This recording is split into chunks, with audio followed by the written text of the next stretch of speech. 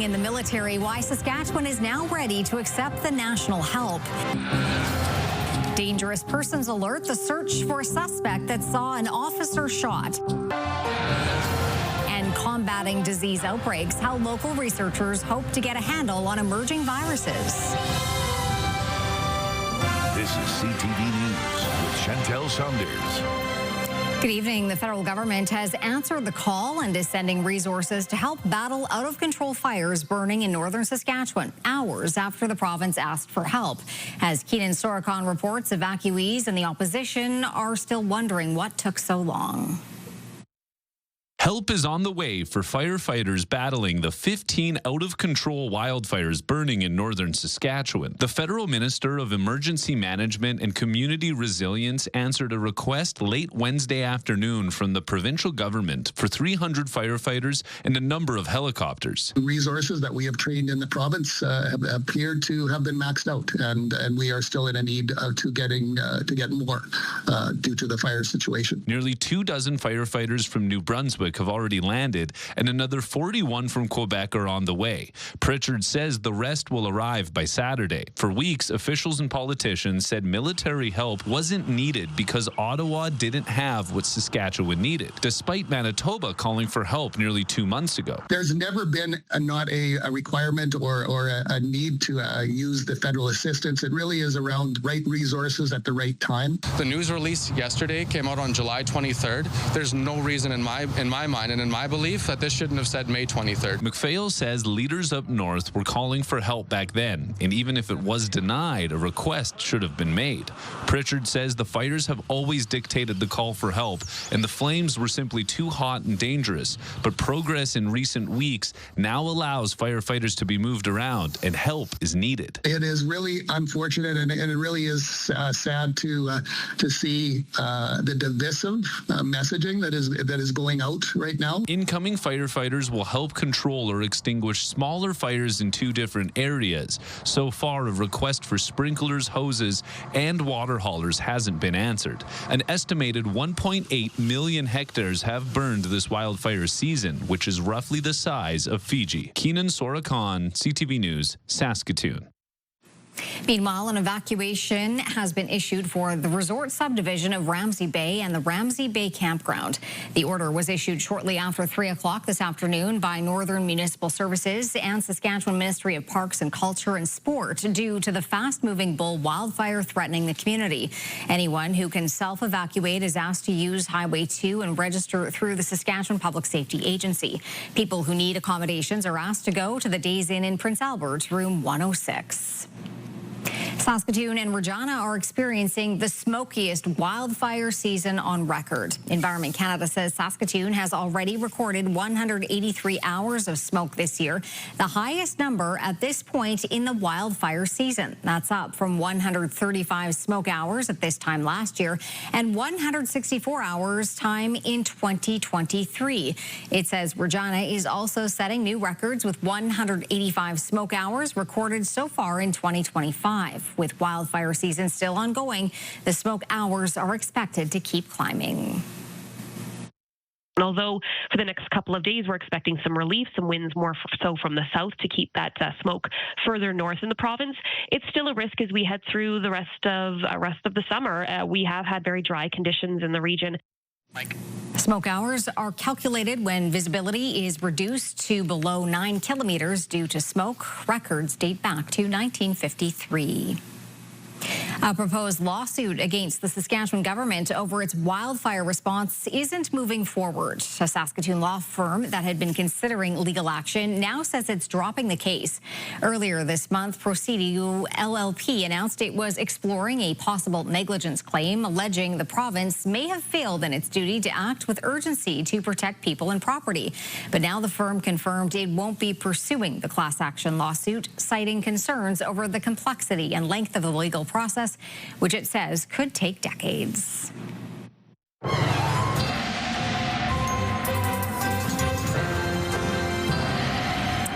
Jeff, it was a rather warm day out today and more on the way. That's right. It's going to continue to be warm as we make our way into the weekend. We're cooling off on Sunday, but right now we're keeping our eye on this line of storms that's moving in from Alberta.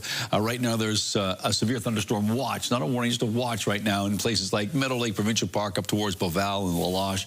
And we'll keep our eye on that. But just to emphasize, it's just a watch at this point, not a warning. That looks like that's going to be not just all the rain they're going to be getting in northern areas, because it's going to come in with that thin line of showers, and unfortunately comes with the risk of a thunderstorm. We'll talk more about that later on. Now to the latest on the dangerous persons alert issued by RCMP earlier today. An armed man was at large on a First Nation in southeastern Saskatchewan. During a confrontation with police, an RCMP officer was shot. Jacob Carr on how the day unfolded and how the suspect was eventually taken into custody. On Thursday morning, the Saskatchewan RCMP issued a dangerous person alert for the Musqueam First Nation and surrounding area. 28-year-old Elijah Albert was said to be armed with a rifle, and residents in the immediate area were told to seek shelter. Preceding the alert at 2 a.m. Thursday, Punachai RCMP responded to a report of an armed individual at a house on the First Nation. As officers arrived, a gun was fired and an officer was hit. The officer was transported to hospital with non-life-threatening injuries. The armed assailant then fled the house on foot, after which RCMP monitored the situation and assessed whether a dangerous person alert was required. I would just like to thank the public for their understanding in our issuing of the emergency alert. 6:30 in the morning, some people are still sleeping, and I understand that can be intrusive. We do take that incredibly seriously, but we have to balance the safety of the public with that intrusion. When the alert went out, it was reported Albert was seen heading into the bush around Musqueam First Nation, possibly on foot or on a quad. At 8:50 a.m., Saskatchewan RCMP's critical response team located Albert near Lestock and took him into custody. The dangerous person alert was cancelled. Investigators have thanked the public for their assistance in the matter. The investigation is still ongoing. Jacob Carr, CTV News, Regina. A woman has died after being hit by a vehicle in Saskatoon's North End last night. Police say they were called to Ottawa Drive North and Circle Drive at about 10 o'clock, where a pedestrian was struck. The woman was taken to hospital with life-threatening injuries, where she died. The driver remained at the scene. A 15-year-old boy has died after the ATV he was driving rolled. RCMP say it happened yesterday afternoon on a highway on the Buffalo River Dene Nation. The teen was taken to the local medical facility but died of his injuries. Saskatoon police are taking a proactive approach to crack down on crime as part of a high visibility enforcement and crime disruption project conducted June 10th to 21st. Police report 176 arrests were made and 183 charges were laid. 220 outstanding warrants were also executed. In addition to the arrests, police seized weapons, bear spray, more than $6,000 in Canadian cash, and various quantities of drugs, including fentanyl, meth, and cocaine. Proactive policing is contingent upon having the human resources to do it. And so for a period, we just took all hands on deck, and we really worked hard to make an impact in the community for safety. And it ran really well. According to Statistics Canada's annual crime severity index rate, Saskatoon is improving its ranking with a 9% decrease in its rate in 2024. Among major cities with populations of 100,000 people or more, Saskatoon is tied for 7th on the crime severity index with a rate of 106.7. RCMP are looking for the victim of an assault that happened in North Battleford. Officers were called to Railway Avenue yesterday afternoon, where an assault was taking place in and around a vehicle which was stolen in Saskatoon. The vehicle then left with the victim inside. Police are trying to find her to confirm her safety. They are also looking for the suspect. The Prince Albert Police Service is no longer allowing people to comment on its social media pages. The service announcing it is disabling the comment option in a Facebook post. It says it's seen an increase in hateful, racist, and inappropriate comments. And while experts don't condone comments like that, they say having an active comment section can increase a post visibility, which is why most pages offer the section. It can help increase the engagement of a post. So the more comments a post tends to get, the more the post gets distributed throughout social media. The service says private messages over social media are still available. Police services in Regina, Winnipeg, and Toronto have also shut off social media comments. As the premiers met in Ontario this week, the nation's priorities were discussed, including a national Pharmacare plan that remains unsigned by Saskatchewan. Brittany Poitras reports. Even though the Federal Pharmacare Act was passed back in October, Saskatchewan is one of several provinces and territories that have yet to sign on. The federally funded act expands public coverage to include contraceptives and some diabetes treatments at no cost to patients. Glenn Thibault lives with diabetes and knows that some Canadians have trouble accessing essential medicines. If one more person doesn't have to ration their insulin, or if one more person who didn't get insulin can now get access to it, that's absolutely a good thing, and we should be celebrating that. According to policy expert Stephen Staples, Saskatchewan could receive just under $200 million over the course of 4 years if they sign on now. If a provincial system is so good, why wouldn't they accept the funding to achieve the same goals from the federal government? Why would they decide to use provincial money for it when federal money is available and sitting on the table? That doesn't make sense to me. In an emailed statement to CTV News, the province's Ministry of Health says it will continue to engage constructively with the federal government on its funding commitment and specific drugs proposed for coverage, for Saskatchewan to understand if the federal government's proposal will enhance the scope of existing drug plan benefits. Meanwhile, Health Canada says the federal government will be there to discuss with its provincial and territorial partners to see how it can support them for better health outcomes for Canadians. Brittany Poitras, CTV News, Regina. Researchers at Vito are at work trying to safeguard us against the next disease outbreak, and they're using bats. John Flatters has more. Scientists have long been using animals as inspiration to fight disease. Antibiotics from bacteria, infection-fighting immune molecules studied in fruit flies, so it's not strange that researchers at Vito are studying bats to try and prevent the next disease outbreak. Our goal is to understand how bats can coexist with these viruses. Bats don't get sick like us as humans.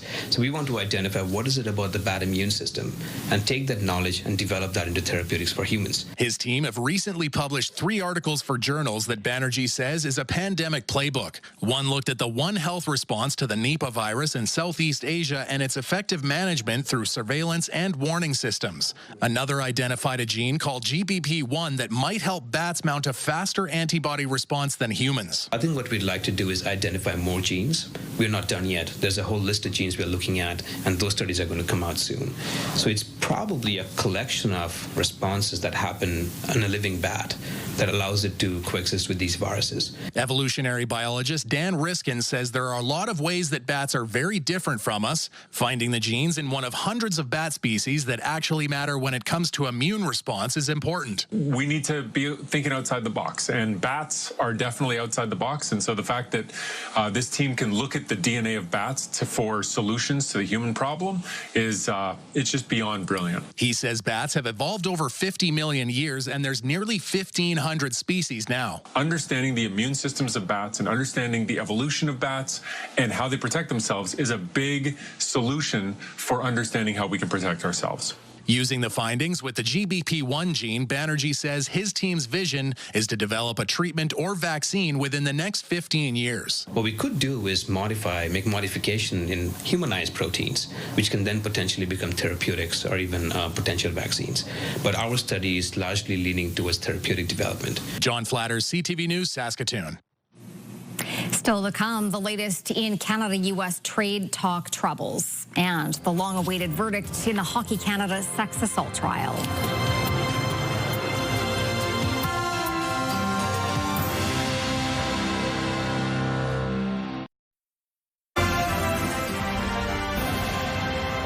You're watching CTV News Live from downtown Saskatoon. Thanks for staying with us tonight. A long-awaited verdict today in a London, Ontario courtroom. All 5 former World Junior hockey players on trial for sexual assaults were found not guilty on all counts.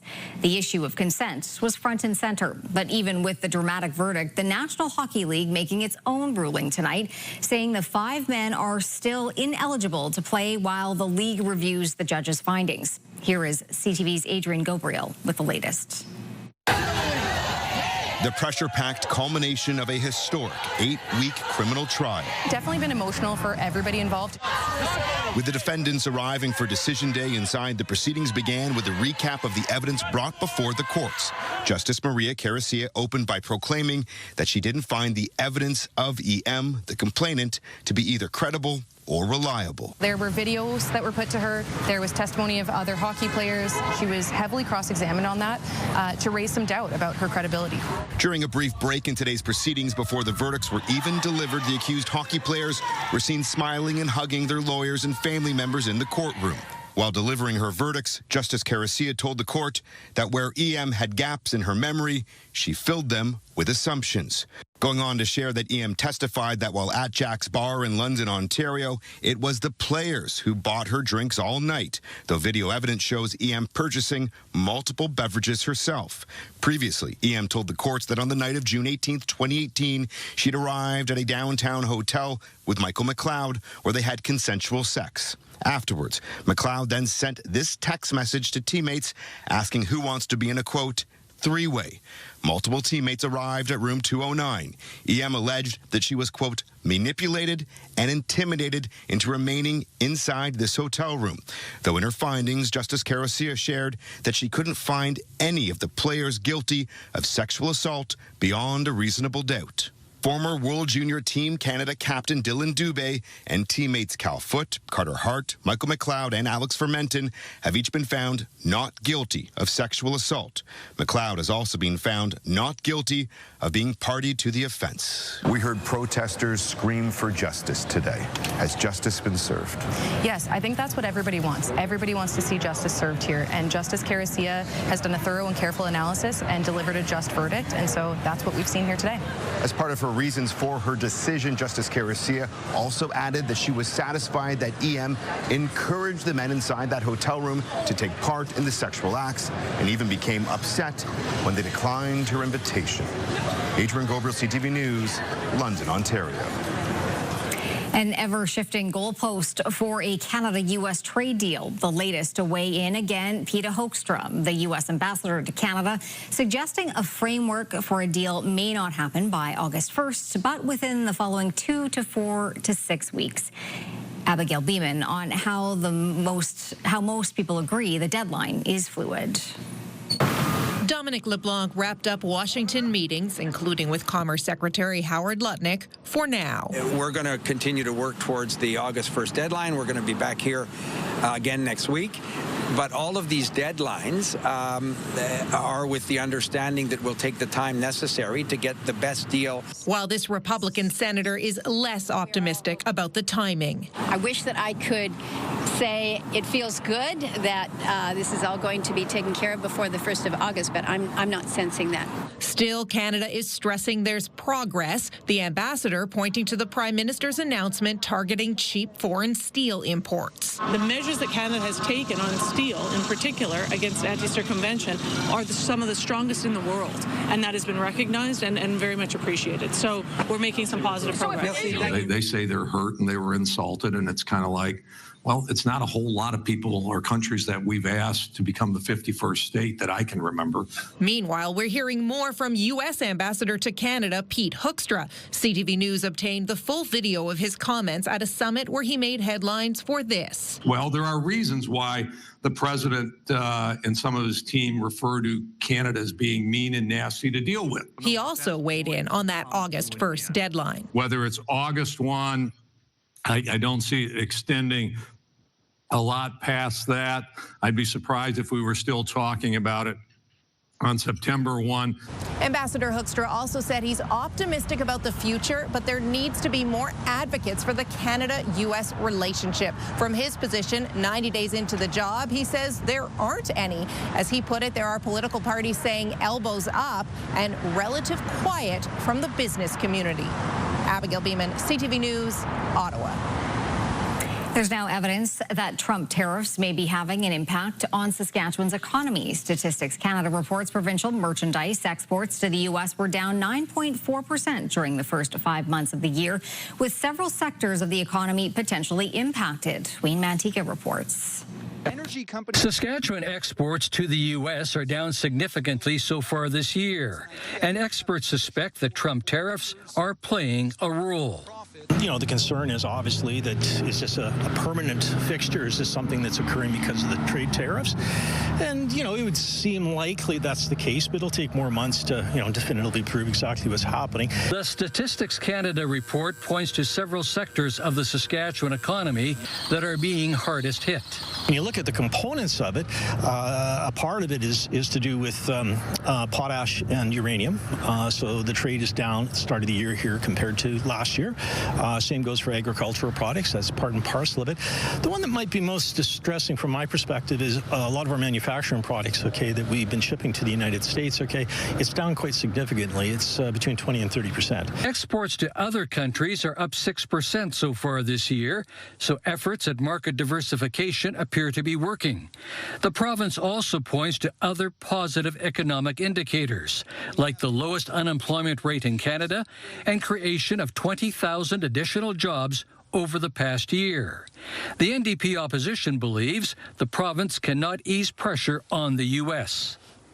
Mo put American booze back on liquor store shelves 3 days before steel tariffs doubled, despite what these job losses will mean for Evraz. He abandoned his promise to end contracts with American companies after failing to provide evidence of canceling a single one. Trump tariffs change frequently, and negotiations toward a trade agreement continue. Experts say it could take until September to determine whether lower Saskatchewan exports to the U.S. will be an ongoing situation. Wayne Mantika, CTV News, Regina. Efforts continue tonight to reach 3 workers trapped underground at a mine in northwestern BC.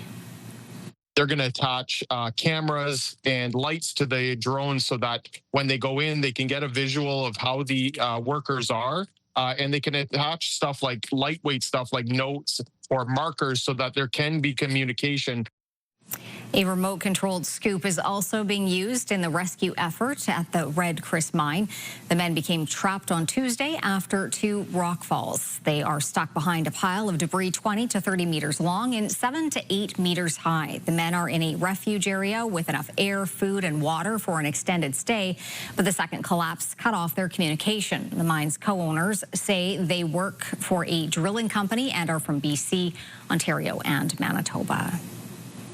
All right, Jeff, warm is, I think, the word of the week. Yes, warm and in many respects dry, but there is some rain in northern areas. We don't expect to really extend much further south in any significant way, but we'll talk about that in a second or two. Let's bring up some numbers here. We're going to start off with our current conditions, as we always do. 27 in Saskatoon right now, 23 in Prince Albert, and 26 in the Battlefords. And as you can see, winds are on the light to moderate side, but they are southerly winds, and so it's pushing some smoke away from these 3 cities. 27 degrees for a high today. Well, there you go. 2 degrees above seasonal. 37, though. That's the record warm temperature set in 1959, so that still stands. And the record cold temperature, 3 degrees. That's from 1911. And the sun is going to go down at 9:10. Coming up, remembering the life of a wrestling icon. The legendary Hulk Hogan has died.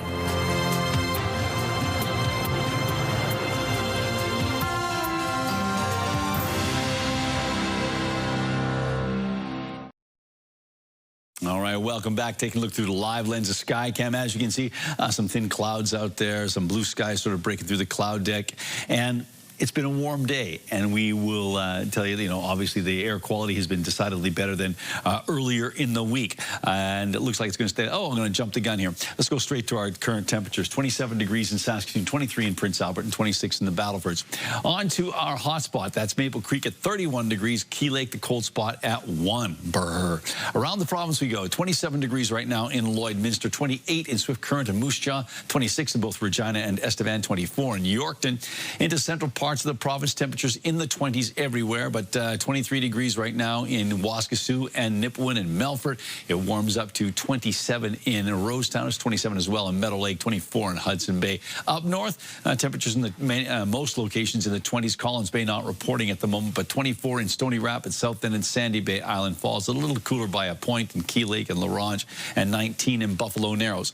And making our way into southern Saskatchewan, as you can see, we have temperatures that range from that hot 30 degrees. That's in Maple Creek right now, down to 23 in Broadview. It's 24 in Melville, 28 in Coronach. Okay, let's take a look and see what we've got going on with our computer modeling. So we are watching that line of storms sort of stretch its arm across northern Saskatchewan. In behind it, some spotty showers. We're hoping for some late day showers in some parts of the north. That could include places like Key Lake and well, we'll talk about that in a second. Let's talk about the severe thunderstorm watch that's in effect right now for areas around Beauval, Lalage, Meadow Lake Provincial Park. Just a watch right now, and that extends, as you can see, into Alberta. There are a couple of severe thunderstorm warnings in effect right now in Alberta. So Stony Rapids and Wollaston Lake, they could see between 5 and 10 millimeters of rain tomorrow. Now, that's one of the few places where we anticipate, I'll say, a significant amount of rain or a reasonable amount of rain. Otherwise, we're looking at relatively dry conditions and temperatures in the 20s. The same is true of West Central Saskatchewan, temperatures in the mid to high 20s with a mix of sky conditions on Friday. Mainly sunny or sunny conditions in the southwest with temperatures in the high 20s, low 30s. It's even warmer in the southeast with lots of sunshine and temperatures in the low 30s. And into east central Saskatchewan, 27 for Melfort, 29 for Watrous, 28 for Humboldt. All three locations under mainly sunny skies, mainly cloudy skies in Hudson Bay, and 31 degrees. Chance of showers and risk of a thunderstorm with some fog patches showing up in the Battlefords tonight. 14 degrees, 25 tomorrow with mainly cloudy skies. In the 7-day outlook, 22 on Saturday, still a chance of showers on Sunday, 19 degrees, 22 to start the work week, but by this time next week, 28 degrees. Prince Albert's overnight temperature dropping down to 9 degrees. Again, a good chance of showers, risk of a thunderstorm, and maybe some fog patches showing up. Mainly cloudy skies tomorrow. The air quality index at this point still looking okay. 23 degrees on Saturday, Sunday 20, 21 on Monday, 24 on Tuesday, Wednesday 27, and 28 on Thursday. And Saskatoon, temperature tonight dropping down to 14 degrees, a slight chance of showers and a risk of a thunderstorm. Winds out of the south at 10. And then as we take a look at tomorrow, 28 degrees, mainly sunny skies. Pretty good air quality is in store for Friday. Winds out of the north at 10. 24 degrees on Saturday. Sunday, 20 degrees. Right now, the chance of showers has been backed off of this forecast for Saskatoon. I wouldn't be surprised if we see a little something Saturday night into Sunday, but we'll wait and see. 22 degrees on Monday, 24 on Tuesday. Wednesday, sunny and 26. And 1 week from today, mainly sunny and 28.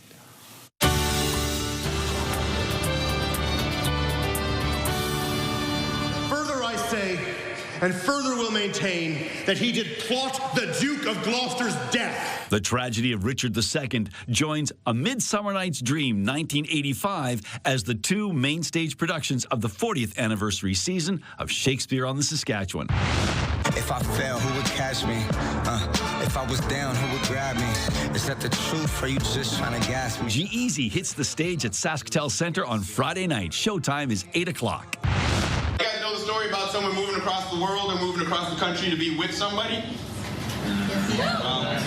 I moved across the country to be away from somebody. Kwesi Thomas headlines the Giggles and Gravel Comedy Tour, which kicks off Friday at Art Bar in Saskatoon. On Sunday, it lands at Emma Lake Sunnyside Bar, and it wraps up on Monday at the Crooked Club at Waka Lake.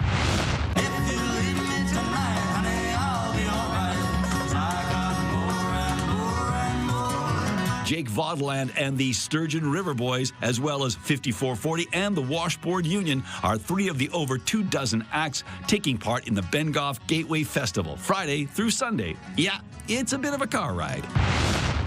Never go in again. the Sicilian when death is on the line. I love that line. The Princess Bride is having an interactive or mischief screening Saturday at the Broadway. Things get underway at 7 o'clock.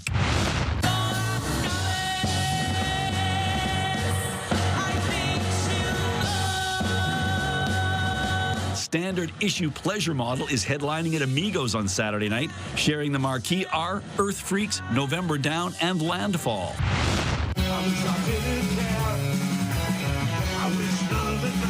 Juno winners, the Sadies, are live on stage Tuesday night at the Capitol Music Club. Wednesday night, the Capitol welcomes this band.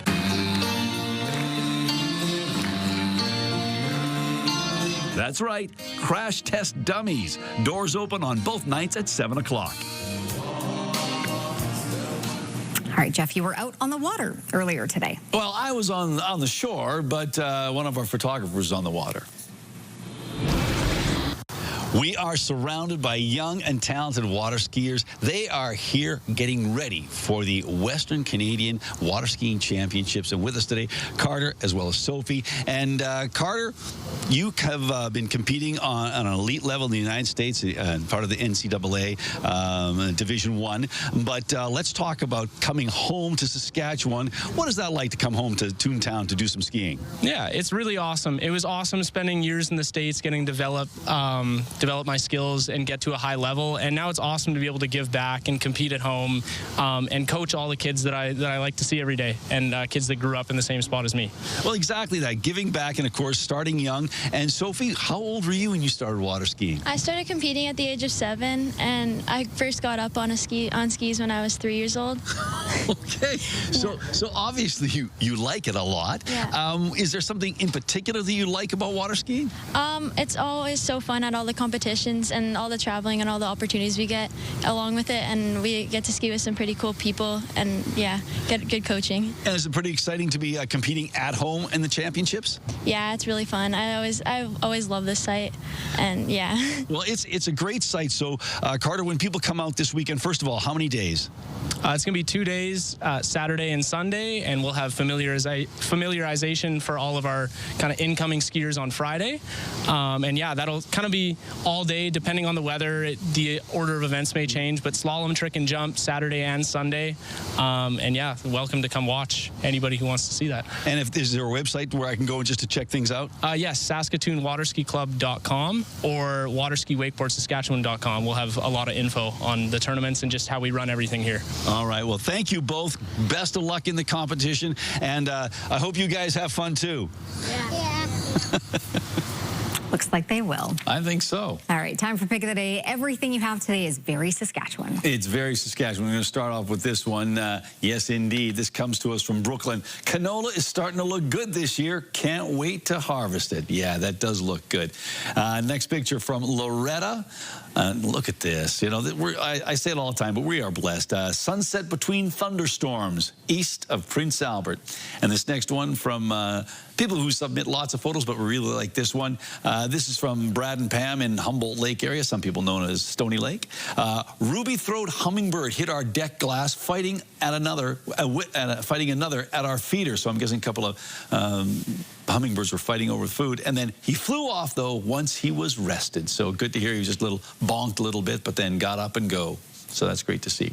So thanks to Brad and Pam for sending in that picture, and thanks to Loretta and Brooklyn as well. And if you'd like to send us a picture, you can send it to CFQCnews@ctv.ca, and please put Pick of the Day in the subject line. Still to come on CTV News, a former rider prepares to battle the green and white. But up next, one professional wrestling's biggest stars has died.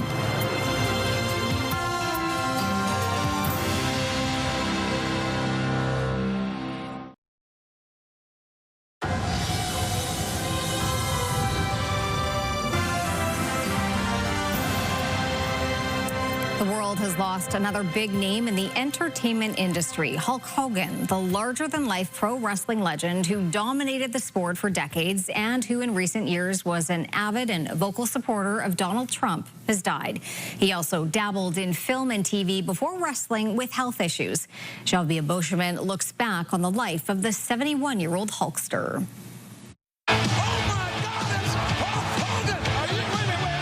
Hogan's legacy is tied to wrestling, of course, but ever the performer.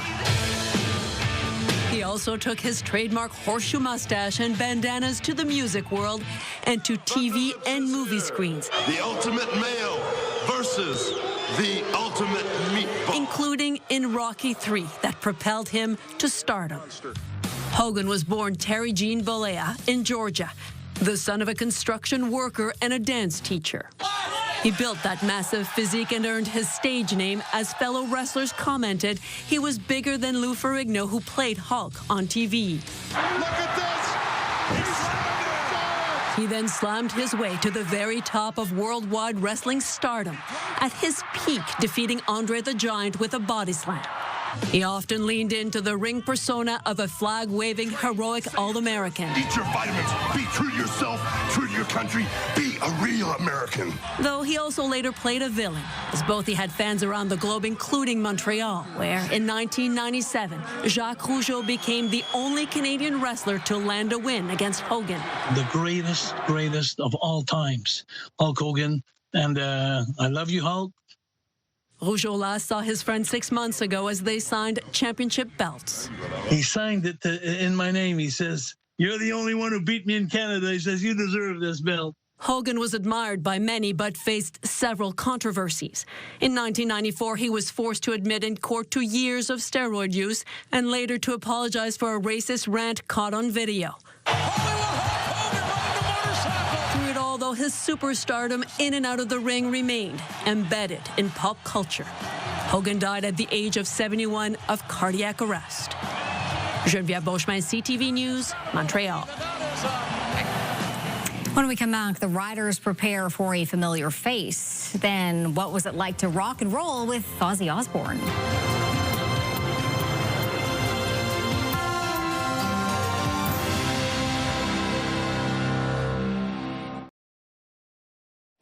Welcome back. Let's take a look at our rural forecast as we make our way into Friday. And as we mentioned earlier on, some places are going to be seeing temperatures that are significantly warmer than seasonal. That's not necessarily the case for Lloydminster. 22 degrees, 24 for Meadow Lake and Spirit Wood.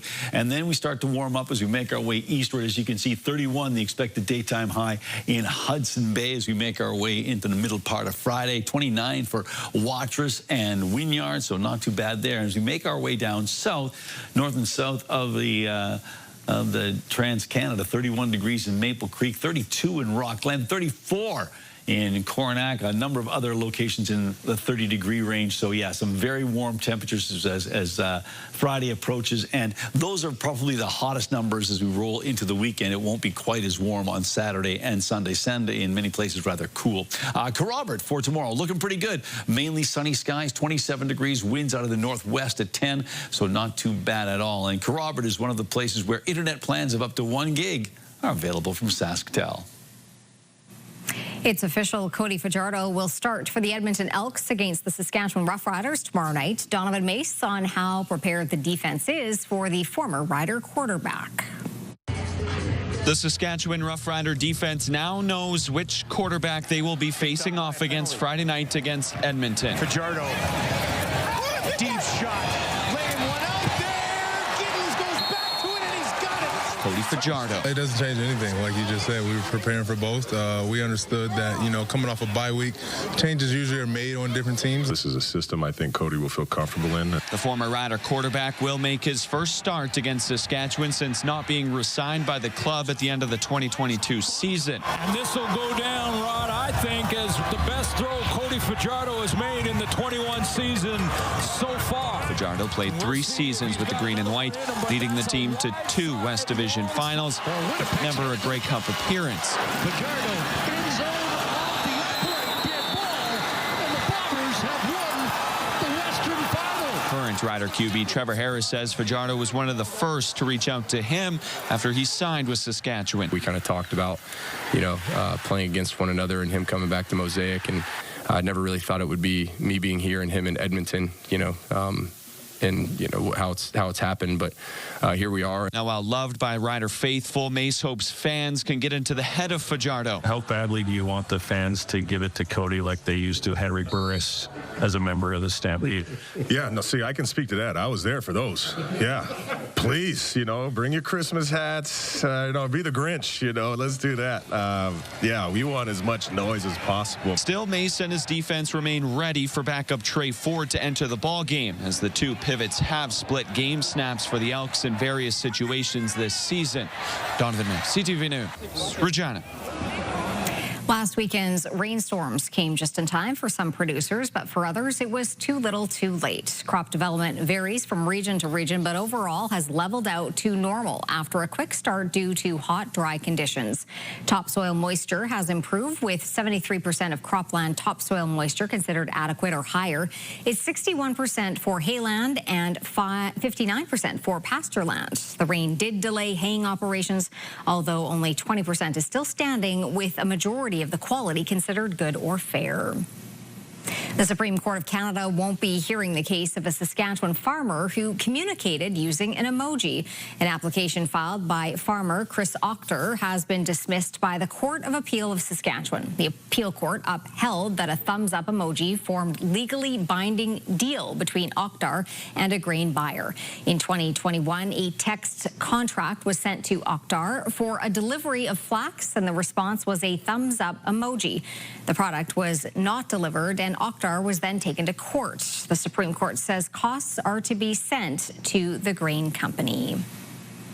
Predictions about copper production had an impact on Canadian stocks today, which ended the day down from yesterday's record close. Andrew Bell with the latest on that. Hello there. Toronto's composite stock index slipped today, weighed down in part by giant miner Teck Resources.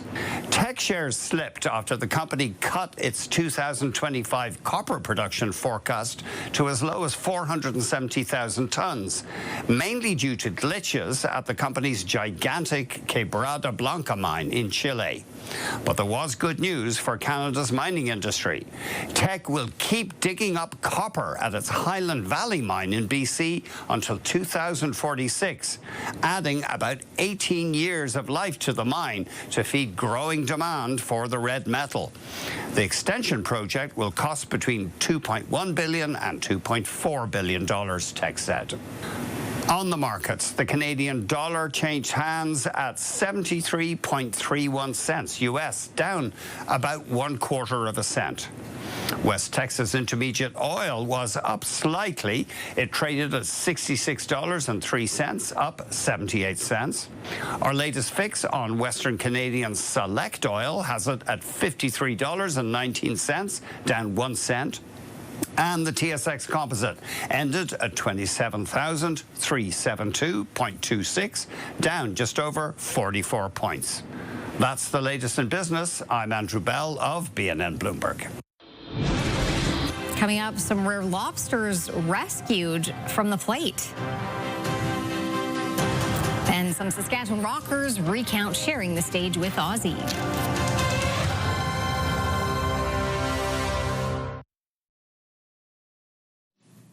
A rare orange lobster has been rescued from supermarkets in the U.S. In fact, the chance of finding a purely orange lobster is about 1 in 30 million. So that makes sense. It is even more remarkable that an animal advocacy group saved 3 of these ultra rare shellfish from being sold in supermarkets in Connecticut and New York in the same month. The group named the lobsters Peaches, Sebastian, and Claudia, then released them back into the ocean. This seems like the summer of rare lobsters, colored lobsters, because I know I've seen other stories from Canada's East Coast. You know, there's a blue one, there's the black and blue one. Didn't we run the black and blue one? I mean, not black and red, and then there's the blue one, and, you know. Yeah. I think it's a sign.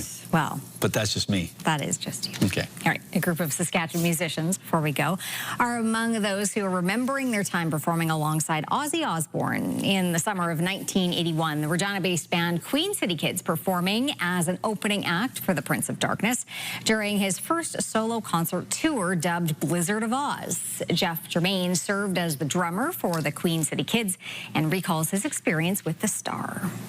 talent. And so Ozzy was almost untouchable, though, for us. We were like starstruck by these guys, just to the point of you hardly wanted to even talk to them. It was just that humbling. But it was magnificent to see him at work and having fun. Jermaine and the rest of the band shared the stage with Osborne for a total of 6 shows over 8 nights, spanning from Winnipeg to Montreal. 15. But they can write a novel on that. That's very cool. Yeah. Very cool. Yeah. All right. That is our show. Thanks for watching. We're back at 11:30.